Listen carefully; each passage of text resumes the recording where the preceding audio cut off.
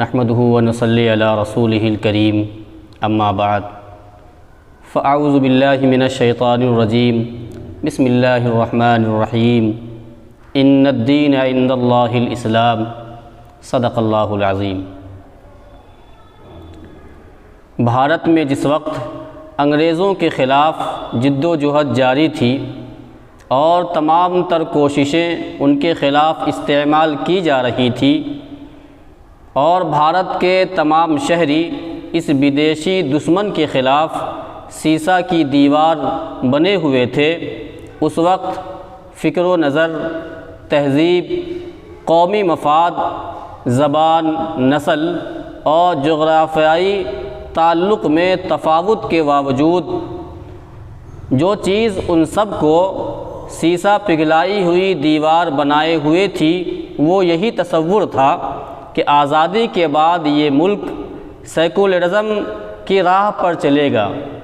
ہر مذہب، ہر تہذیب، ہر جماعت سے تعلق رکھنے والوں کو اپنی انفرادی زندگی میں آزادی حاصل ہوگی۔ مسلمان جو مذہبی اعتبار سے زیادہ باہمیت واقع ہوئے ہیں، ممکن نہ تھا کہ وہ اس یقین کے بغیر لڑائی میں کسی بھی طرح شریک ہوتے۔ آزادی سے پہلے ہمیشہ قومی لیڈران مسلم پرسنل لا کے تحفظ اور اس میں عدم مداخلت کی یقین دہانی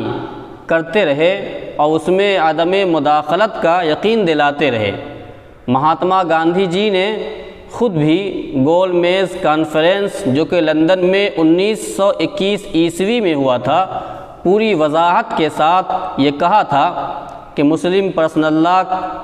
کو کسی بھی قانون کے ذریعہ چھیڑا نہیں جائے گا۔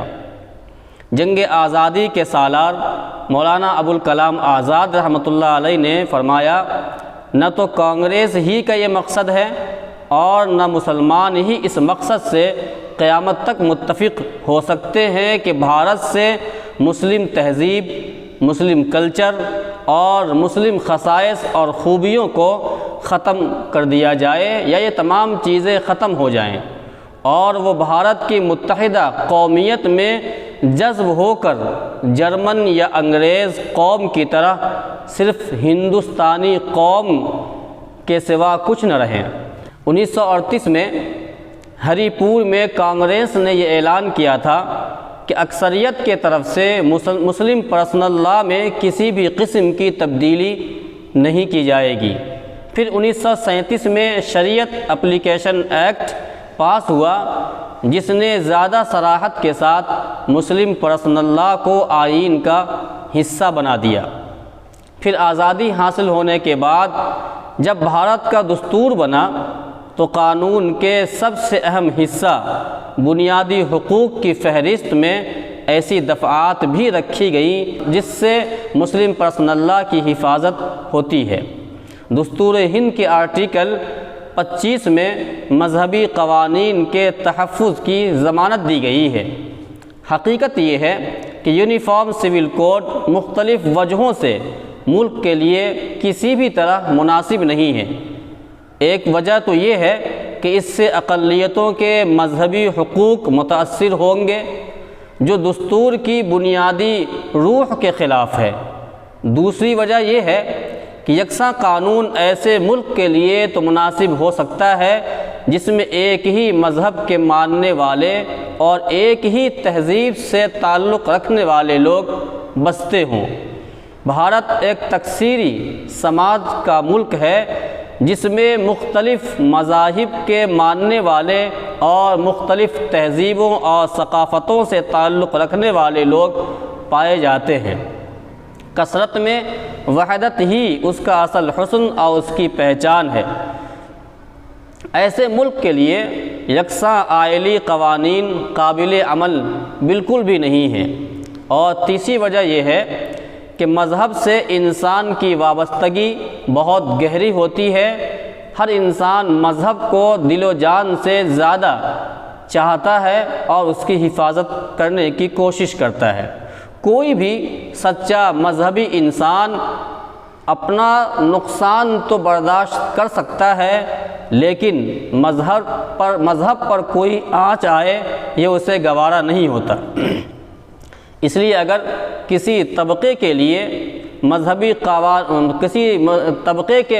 قوانین پر خط نسخ پھیر دیا جائے، یعنی اسے مٹانے کی کوشش کی جائے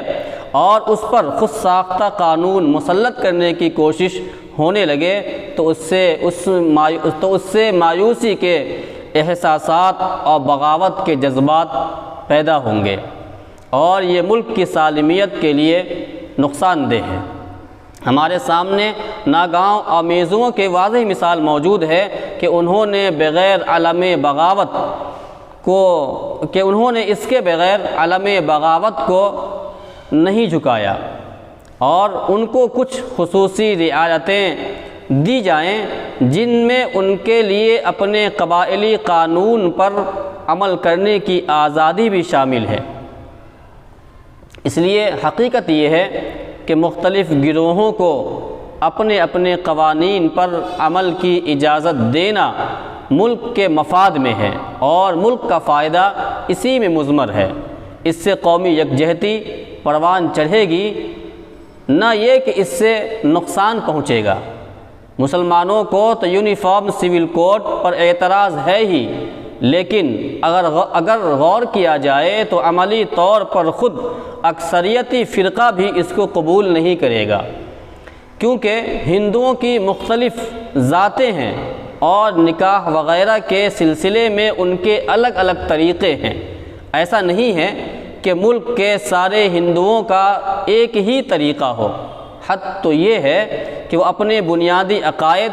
اور عبادات کی باتوں میں بھی یکساں نہیں ہیں، بلکہ الگ الگ ان کی رائے اور ان کا طریقہ ہے۔ مثال کے طور پر کوئی مورتی پوجا کا قائل نہیں ہے تو کوئی مورت کی پوجا کرتے ہیں، کوئی راون کو برا بھلا کہتا ہے اور رام کو پوجتا ہے، تو کوئی رام کو برا بھلا کہتا ہے اور راون کی پرستش کرتا ہے۔ خود نکاح کے سلسلے میں اگر ہم دیکھیں تو شمالی ہند میں ماموں اور بھانجی کا نکاح کسی طرح وہ جائز نہیں سمجھتے، حتیٰ کہ ان کے تصور میں بھی ماموں اور بھانجی کا نکاح نہیں ہے۔ لیکن جنوبی ہند میں بہن کا اپنے بھائی پر یہ حق سمجھا جاتا ہے کہ وہ اس کی بیٹی سے نکاح کر لے اور ماموں بھانجی میں شادی ہو جائے۔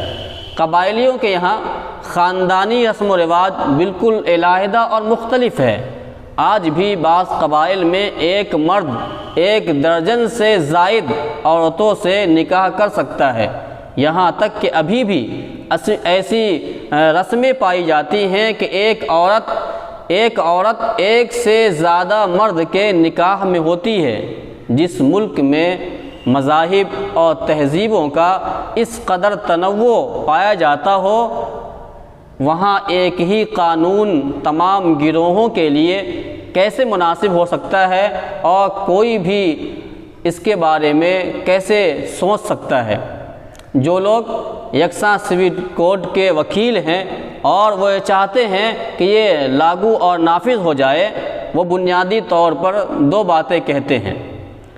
ایک تو یہ کہتے ہیں کہ اس سے قومی یکجہتی پیدا ہوگی، اور دوسری بات یہ کہتے ہیں کہ جب یورپ میں تمام قوموں کے لیے یکساں قانون ہو سکتا ہے تو بھارت میں تمام لوگوں کے لیے ایک طرح کا قانون کیوں نہیں ہو سکتا؟ لیکن اگر غور کیا جائے تو دونوں ہی یہ باتیں غلط ہیں، کیونکہ قانون سے قومی یکجہتی بالکل پیدا نہیں ہوتی۔ قومی یکجہتی رواداری، تحمل، برداشت اور ایک دوسرے کے معاملے میں عدم مداخلت سے پیدا ہوتی ہے۔ دنیا کی دونوں جنگ عظیم بنیادی طور پر ایسی 2 قوموں کے درمیان ہی ہوئی ہیں جن کا مذہب ایک تھا، جن کی تہذیب ایک تھی، جن کا قانون اور رہنے سہنے کا طریقہ ایک تھا۔ یہ ساری وحدتیں جنگ کو روکنے اور قومی وحدت پیدا کرنے میں ناکام ثابت ہوئیں اور نہ جانے کتنا نقصان اٹھانا پڑا۔ خود مسلم ممالک کو دیکھیے کہ عراق، ایران، شام اور افغانستان کے مختلف گروہوں کے درمیان اس کے باوجود جنگیں ہوئی ہیں اور ہو رہی ہیں، حالانکہ بنیادی طور پر ایک ہی مذہب اور ایک ہی قانون کے حامل لوگ ہیں۔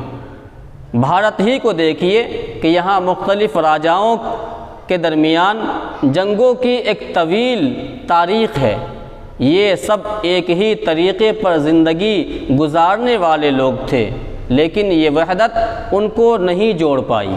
اور آج بھی فرقہ وارانہ فسادات اس لیے نہیں ہوتے کہ مسلمانوں کا معاشرتی قانون الگ ہے، ان کے رہنے سہنے کا طریقہ الگ ہے، اور ہندوؤں کا خاندانی رسوم اور رواج الگ ہیں، بلکہ اس کے برعکس مذہبی قانون سے ہٹ کر جب نوجوان لڑکے اور لڑکیاں دام محبت میں گرفتار ہو کر بین مذہبی شادی رچاتے ہیں تو اس سے فرقہ وارانہ تناؤ پیدا ہوتا ہے اور قومی یکجہتی پارا پارا ہو جاتی ہے اور بکھر جاتی ہے۔ اس لیے یہ سوچنا قطعاً غلط ہے کہ قانون کی وحدت کی وجہ سے، یعنی ایک جیسے قانون ہونے کی وجہ سے قومی یکجہتی پیدا ہوگی، یہ ماننا غلط ہے۔ ویسے بھی آئلی زندگی کے، یعنی زندگی گزارنے کے علاوہ کے تمام قوانین پہلے سے ہمارے ملک میں یکساں موجود ہیں، لیکن کیا یہ یکسانیت اور ایک جیسا ہونا قومی اتحاد کو برقرار رکھنے میں کافی ثابت ہو رہی ہیں؟ ظاہر سی بات ہے کہ یہ ثابت نہیں ہو رہی ہیں، اور حقیقت یہ ہے کہ قومی یکجہتی اس بات سے پیدا ہوگی کہ ہر گروہ کو اپنے مذہب پر عمل کرنے اور اپنی تہذیب کو پروان چڑھانے کا موقع دیا جائے۔ اس سے ہر گروہ میں اطمینان ہوگا، وہ یہ محسوس کریں گے کہ وہ اس ملک میں برابر کے شہری ہیں۔ اس سے حب الوطنی میں اضافہ ہوگا، وطن سے محبت بڑھے گی، احساس محرومی اور احساس کمتری ختم ہوگا، بھائی چارے کا ماحول پیدا ہوگا، اور یہی قومی یکجہتی کی علامت بنے گی، اور یہی قومی یکجہتی ہے۔ ہمیں یہ بات ذہن میں ضرور رکھنی چاہیے کہ ہر چیز میں یکسانیت اور وحدانیت پیدا کرنا ممکن نہیں ہے، یعنی تمام چیزوں کو ایک جیسا بنا دیا جائے، ایک جیسا ہی کر دیا جائے، یہ بالکل ممکن ہی نہیں ہے، بہت مشکل کام ہے۔ اگر آپ قانون ایک کر بھی دیں تو ملک میں جو مختلف تہذیبیں اور ثقافتی گروہ ہیں، جو جماعتیں ہیں، جو برادریاں ہیں، جو خاندان ہیں، جن کے لباس پوشاک یعنی پہننے کا، رہنے سہنے کا طریقہ الگ ہے، خوشی اور غم کے اظہار کا طریقہ الگ ہے، زندگی گزارنے کے انداز الگ ہیں، رسم و رواج الگ الگ ہیں، اور اس کی جڑیں ان کے مذہب، موسم اور جغرافیائی جو رہنے کی جگہ ہیں وہ تمام جگہیں الگ ہیں، خاندانی روایات الگ ہیں، نسلوں کی خصوصیتیں الگ ہیں۔ کیا ان تمام چیزوں کو ختم کیا جا سکتا ہے؟ ان تمام چیزوں کو ختم کر سکتے ہیں؟ ظاہر سی بات ہے کہ یہ وہ تمام چیزیں ہیں جسے کبھی بھی نہ کمی کر سکتے ہیں اور نہ اسے ختم کیا جا سکتا ہے۔ ان تمام چیزوں کے ہوتے ہوئے یہ بات قابل غور ہے کہ مذہب، تہذیب اور زبان کا یہ تنوع یعنی الگ الگ ہونا کوئی عیب کی چیز نہیں ہے، کوئی بری بات نہیں ہے، بلکہ یہ اس ملک کا حسن ہے اور خوبصورتی ہے۔ گلاب کا ایک پھول لگتا ہے یا مختلف پھولوں کا گلدستہ، ہم غور کریں تو پھول کا ایک پودا خوبصورت نظر آتا ہے، یا طرح طرح کے پودوں پر مشتمل پھلواری اور گارڈن اچھا لگتا ہے۔ ظاہر ہے کہ جو خوبصورتی اس کے علیحدہ الگ الگ ہونے میں ہے، وہ خوبصورتی اس کے ایک جیسے ہونے میں بالکل نہیں پیدا ہو سکتی، جس کے پیچھے جبر اور دباؤ کا دخل نہیں ہوتا۔ ہر پھول کو اللہ نے اپنے انداز میں ایک آزادی کے ساتھ پیدا کیا ہے۔ اسی طرح سے یہ قوموں کے وجود اور ان کے رسم و رواج اور ان سے مذہب سے تعلق کا انداز بھی ہے۔ بھارت کو اس کے بنانے والوں نے اور اس کے معماروں نے گلدستہ بنایا ہے، پھول نہیں بنایا۔ اس ملک کو سینچنے والوں نے اس کو الگ الگ مختلف درختوں کا ایک باغ سدا بہار بنایا ہے، نہ کہ صرف ایک ہی طرح کے درختوں کا باغیچہ اور گارڈن۔ اس کے بنانے والوں کے ذہن میں یہ تھا کہ یہ ملک ایک چراغ ہمہ رنگ ہو، یعنی ایک روشن دان میں سے بہت ساری روشنیاں پھوٹ رہی ہوں، بہت ساری روشنیاں مختلف رنگوں کی نکل رہی ہوں، اور یہی ہمہ رنگی اس کا حسن اور یہی تنوع علیحدہ ہونا اس کی پہچان ہے۔ یورپ کی جو مثال بھارت کے لیے پیش کی جاتی ہے وہ بالکل بے موقع اور بے محل ہے، غلط ہے۔ بھارت اتنا وسیع، اتنا بڑا ملک ہے کہ پورا یورپ اس کے ایک حصے میں سما جائے گا، اس کے ایک حصے میں آ جائے گا، اور بھارت کی آبادی، یہاں جو لوگ بستے ہیں اتنے زیادہ ہیں، اور بھارت کی آبادی اتنی کثیر آبادی ہے کہ شاید پورا یورپ مل کر بھی اس کی برابری بالکل نہ کر سکے۔ اگر اس معاملے میں ہم کو دوسرے ملک کو اپنے لیے مثال بنانا ہی ہے تو امریکہ کو بنانا چاہیے، جو دنیا کی دوسری سب سے بڑی جمہوریت ہے، اور بھارت ہی کی طرح ایک ملٹی کلچر معاشرہ ہے۔ یہاں پر ریاست کے الگ الگ پرسنل لاز ہیں جو وہاں نافذ ہیں، یہاں تک کہ اگر ایک ایسی ریاست کا شہری جو دوسرا نکاح کرنا چاہتا ہے، جہاں اس کو دوسری شادی کی اجازت نہیں ہوتی، تو وہ دوسری ایسی ریاست میں جا کر دوسری شادی کرتا ہے جہاں اس کی ممانعت نہیں ہوتی، یعنی وہاں اس کی اجازت ہوتی ہے۔ اس لیے بھارت جیسے ملک کی سالمیت اور قومی یکجہتی اس بات میں پوشیدہ ہے کہ اس میں تنوع کو برقرار رکھا جائے، اور ایسی وحدت پر، ایسی برابری پر زور بالکل نہ دیا جائے جو اتحاد کو پارا پارا کر دے اور اس کو بکھیر دے۔ یکساں سول کوڈ کے حق میں ایک بات یہ بھی کہی جاتی ہے کہ بھارت ایک سیکولر ملک ہے، اور سیکولر ملک میں مذہبی قوانین کے لیے کوئی گنجائش نہیں، یعنی کسی بھی سیکولر ملک میں کوئی مذہبی قانون رہے یہ اس کے لیے بالکل مناسب نہیں ہے۔ یہ بات بھی محض غلط فہمی کی بنیاد پہ ہے، کیونکہ سیکولر ہونا یا سیکولرزم کا کوئی ایک مفہوم متعین ہو ایسا بالکل نہیں ہے، بلکہ مختلف ملکوں میں وہاں کے حالات اور وہاں کے مصلحتوں کو مد نظر رکھتے ہوئے اور اس کا لحاظ کرتے ہوئے اس کا مفہوم متعین کیا گیا ہے۔ سیکولرزم کا ایک مفہوم وہ ہے جو فرانس نے اختیار کیا، جس کی بنیاد مذہب کی مخالفت پر ہے، جو چاہتا ہے کہ کوئی مذہبی شناخت اور مذہبی علامت پہچان باقی نہ رہے تو بہتر ہو، جو اس بات کو بالکل پسند نہیں کرتا کہ ایک انسان اپنی زندگی کے کسی بھی شعبے میں مذہبی روایات پر عمل کرے۔ اور سیکولرزم کا دوسرا مفہوم یہ ہے کہ حکومت کا کوئی مذہب نہ ہو، سرکاری طور پر کسی خاص مذہب کی پشت پناہی نہ کی جائے، لیکن ملک کے ہر شہری کو اپنی نجی اور ذاتی زندگی میں مذہب پر عمل کرنے کی گنجائش ہو۔ بہت سارے مغربی ممالک میں اسی مفہوم کے اعتبار سے سیکولرزم کو اختیار کیا گیا ہے، اور بھارت میں بھی اسی کو برتا گیا ہے، اور اسی کے مطابق دستور کی تدوین کی گئی ہے اور دستور ہند کو بنایا گیا ہے۔ اس لیے یہ بات بالکل بے محل اور بیکار سی ہے کہ چونکہ ہندوستان اور بھارت ایک سیکولر ملک ہے، اس لیے یہاں عائلی زندگی سے متعلق مذہبی قوانین کی کوئی گنجائش نہیں۔ یہ بات بے انتہا غلط ہے، اور یہ بات بھی ایک عجیب سی لگتی ہے کہ ایک مخصوص سیاسی جماعت نے یونیفارم سول کوڈ کو اپنے ایجنڈے میں رکھا ہے، جو بنیادی طور پر برہمنی فکر کی نمائندگی کرتی ہے، اور اسی فکر کی وہ نمائندہ ہے۔ بھارت میں منوواد کو واپس لانا چاہتی ہے، یہ اپنے آپ کو ہندوؤں کے حقوق کا محافظ قرار دیتی ہے۔ اگر اس نے ایسے مسائل کو نہ رکھا اور اپنے فہرست میں، اپنے دستور میں، مشن میں شامل نہ رکھا جن میں ہندوؤں اور دوسری اقلیتوں کے مفاد میں ٹکراؤ ہو یا جن کا مقصد ہندوؤں کی بالادستی قائم رکھنا ہو، تو یہ بات سمجھ میں آتی ہے۔ لیکن مسلم پرسنل لاء کا مسئلہ مسلمانوں کا آپسی مسئلہ ہے۔ اگر اس پر مسلمان عمل کریں تو اس سے کسی دوسروں کو جو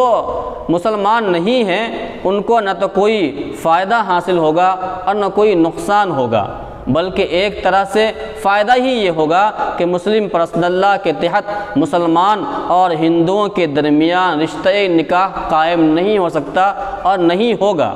اس طرح وہ بات اور وہ حادثہ پیش نہیں آئے گا جس سے یہ حضرات خوف زدہ رہتے ہیں اور جس کو غلط طریقہ سے انہوں نے لفظ جہاد کا نام دے رکھا ہے۔ حقیقت یہ ہے کہ مسلمانوں سے نفرت اور اقلیتوں کے ساتھ ظلم اور ناانصافی کے سوا اس کا کوئی اور محرک بالکل نہیں ہے۔ افسوس تو انگلی پر گنے جانے والے ان چند نام نہاد لوگوں کے اوپر بھی ہے جو فرقہ پرست اور اسلام دشمن عناصر کا آلہ کار بن کر مسلم پرسنل لاء میں تبدیلی کی بات کرتے ہیں۔ کیا کہا جائے ان لوگوں کو کہ اس وقت ہر چیز کی قیمت بڑھتی جا رہی ہے، انسان اپنی ضروریات زندگی خریدنے سے عاجز ہوتا جا رہا ہے، لیکن ایک چیز جو سستی ہوتی جا رہی ہے اور سستی سے سستی ہے اور ارزاں وہ بالکل مہنگی نہیں ہے، اور ہر ایک چیز کا دام بہت زیادہ بڑھا ہوا ہے، اور کچھ لوگ ہیں جن کی وہ ضمیر ہے، یہ ضمیر کے سوداگر ہیں اور کوڑیوں میں اپنا مال بیچتے ہیں، اس کے لیے ہدایت کی دعا کی جائے تو زیادہ مناسب ہے۔ بورڈ کی جانب سے مسلمانان ہند کے نام گزشتہ دنوں ایک درد مندانہ اپیل جاری کرتے ہوئے کہا گیا کہ ایک مسلمان نماز، روزہ، حج اور زکوٰۃ کے مسائل میں شریعت کے احکام پر عمل کرنے کا پابند ہے۔ اسی طرح معاشرتی مسائل میں، زندگی گزارنے کے مسئلوں میں، نکاح طلاق میں، خلا میں، عدت میں، میراث میں، ولایت میں، حضانت میں، ان تمام مسائل میں بھی شریعت کے حکم پر قائم رہنا ہر ایک مسلمان پہ واجب ہے، ہر ایک مسلمان کے لیے ضروری ہے۔ ان امور سے متعلق بہت سارے مسائل براہ راست قرآن و حدیث سے ثابت ہیں اور فقہا کے درمیان متفق علیہ ہیں، اس لیے ان احکام کو دین میں بنیادی اہمیت حاصل ہے، اس میں کسی بھی طرح سے کوئی تبدیلی بالکل نہیں کی جا سکتی۔ حکومت کے سامنے یونیفارم سول کوڈ کا جو مجوزہ خاکہ ہے اس سے اندازہ ہوتا ہے کہ بہت سے امور میں شریعت کے شریعت کے آئلی قوانین سے متصادم ہوگا، ٹکرائے گا۔ اس لیے مسلمانوں کے لیے دینی نقطۂ نظر سے یہ قطعاً ناقابل قبول ہے۔ اس کے علاوہ یہ ملک کے مفاد میں بھی نہیں ہے، کیونکہ ہندوستان مختلف مذہبوں اور مختلف تہذیبوں کا ایک گلدستہ ہے، اور یہی تنوع اس کی خوبصورتی ہے۔ اگر اس تنوع کو ختم کر دیا گیا اور ان پر ایک ہی قانون مسلط کر دیا گیا تو اندیشہ ہے کہ اس سے قومی یکجہتی متاثر ہوگی اور منتشر ہو جائے گی۔ یہ بات بھی بڑی اہم ہے کہ حکومت نے مختلف علیحدگی پسند قبائل کو اسی وعدے پر قومی دھارے میں شامل کیا تھا کہ ان کے رواجی قانون کو متاثر نہیں کیا جائے گا۔ یونیفارم سول کوڈ سے اس معاہدے کی خلاف ورزی ہوگی، اس لیے پرسنل لاء کے سلسلے میں مختلف گروہوں کے نقطۂ نظر کی رعایت کرنا ضروری ہے، اور یہی دستور کی کامیابی ہے۔ لاء کمیشن آف انڈیا نے کچھ سالوں پہلے یونیفارم سول کوڈ کے لیے ایک سوال نامہ جاری کیا تھا۔ بورڈ نے اس کا تفصیلی جواب بھی داخل کیا، اور بورڈ کے وفد نے کمیشن کے چیئرمین سے ملاقات کر کے بالمشافہہ بھی اپنے نقطۂ نظر سے انہیں آگاہ کیا اور ان کے سامنے رکھا، اور انہوں نے ایک حد تک بورڈ کے موقف کی تعریف کی۔ اب دوبارہ مورخہ 14 جون 2023 کو لاء کمیشن آف انڈیا نے اپنی ویب سائٹ پر اس سے متعلق سوال نامہ جاری کیا ہے اور جماعتوں اور افراد سے خواہش ظاہر کی ہے کہ وہ اس کے بارے میں ایک مہینے کے اندر یعنی 14 جولائی 2023 تک اپنا نقطۂ نظر داخل کریں۔ اس پس منظر میں بورڈ نے ماہر وکیلوں اور قانون داں کے مشورے سے ایک مختصر اور تفصیلی ڈرافٹ بنیادی جواب کے لیے تیار بورڈ کر رہا ہے۔ اسی کے مطابق مختلف افراد اور تنظیموں کی طرف سے جواب دینا مناسب ہوگا۔ اس کے علاوہ ایک تفصیلی ڈرافٹ جس میں مجوزہ قانون کے تمام پہلوؤں کی وضاحت کی جائے گی لاء کمیشن کو بعد میں بورڈ سپرد کرے گا۔ بورڈ ہمیشہ اس مسئلے میں باخبر رہا ہے اور چوکس رہا ہے۔ یونیفارم سول کوڈ کے لیے اس کی مستقل کمیٹی قائم ہے۔ اس نے ماہر وکلاء کا ایک پینل بھی تشکیل دیا ہے۔ مختلف غیر مسلم اقلیتی نمائندوں اور اپوزیشن لیڈر اور دلتوں سے ملاقات کر کے اس مسئلے میں بورڈ کے نقطۂ نظر کی تائید اور حمایت حاصل کرنے کی کوشش کی جا رہی ہے اور الحمدللہ اس میں کامیابی بھی حاصل ہو رہی ہے۔ اس پس منظر میں تمام مسلم تنظیموں سے، مختلف پیشوں سے جڑے ہوئے افرادوں سے جیسے اساتذہ، ڈاکٹرز، وکلاء، سماجی کارکنان، مذہبی رہنما اور خاص طور پر خواتین اور چھوٹی بڑی مذہبی اور ملی تنظیموں سے بورڈ یہ اپیل کرتا ہے کہ بورڈ کی ہدایت آنے کے بعد اس کے مطابق زیادہ سے زیادہ تعداد میں لاء کمیشن آف انڈیا کی ویب سائٹ پر جا کر یونیفارم سول کوڈ کے خلاف اپنا اعتراض ضرور داخل کریں اور برادران وطن کو بھی اس پر آمادہ کریں اور انہیں سمجھائیں کہ یہ صرف مسلمانوں کا مسئلہ نہیں ہے بلکہ تمام طبقات اس سے متاثر ہوں گے۔ نیز مسلمانوں کو ان تمام کاموں کو کرنے کے ساتھ ساتھ اللہ تبارک و تعالیٰ سے اپنے تعلقات کو مضبوط بھی کرنے چاہیے اور مسلسل دعائیں بھی کرنی چاہیے کہ اس ملک میں مسلمانوں کو اپنے مذہب پر عمل کرنے کی جو آزادی دستوری طور پر حاصل ہے وہ برقرار رہے۔ اور بورڈ اطمینان دلاتا ہے کہ وہ ہر سطح پر یونیفارم سول کوڈ کو روکنے کی پوری کوشش کرے گا، اس کے لیے تمام پرامن طریقے اور ممکنہ وسائل کو استعمال میں لایا جائے گا، اور وہ پوری ملت اسلامیہ ہند سے امید رکھتا ہے کہ بورڈ جب بھی اس سلسلے میں کوئی آواز دے گا سب کے سب اس پر لبیک کہیں گے۔ اللہ تبارک و تعالی ہم تمام کا مددگار ہو، اللہ تبارک و تعالی ہم تمام کا معاون اور ناصر ہو۔ وآخر دعوانا الحمدللہ رب العالمین۔